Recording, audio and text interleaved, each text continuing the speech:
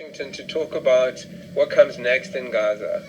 There's not much good news in there for Palestinians, particularly the Palestinians of Gaza. From the Israeli side, it's like, forget about a two-state solution or Palestinian state. They're now talking about the expulsion of the survivors of the Gaza genocide. On the American side, they've long stopped talking about a two-state solution. Trump doesn't bother to sort of mouth the words that have been empty since 2000.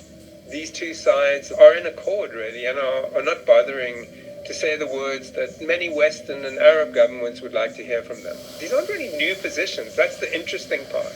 That basically, Netanyahu has been Israel's democratically elected prime minister for the majority of the last 30 years. And what's interesting here is that he no longer feels any need to disguise or even fudge his intentions. He reminded the world's media just this week that he's actually spent his entire political career fighting against the possibility of Palestinian self-determination. He's basically here declaring victory on a program that he began in 1996 when he first got elected, which is to stop the emergence or prevent the emergence of a Palestinian state alongside Israel. Today, we're seeing his regime is literally accelerating its efforts to violently expel Palestinians from both Gaza and the West Bank.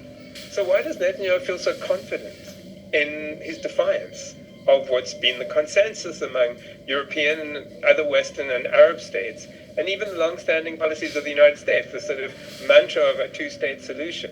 Well, it's because there's no pressure on him to lie or even dissemble about his intentions anymore. You can actually see that a lot of the players in the region, and maybe elsewhere, have acted as if the US is a referee, right, since the beginning of the peace process. And so there's been the assumption, even with the genocide, that at some point the US referee will blow the whistle and call a halt. Are we seeing any evidence of that? No, because the US is not the referee.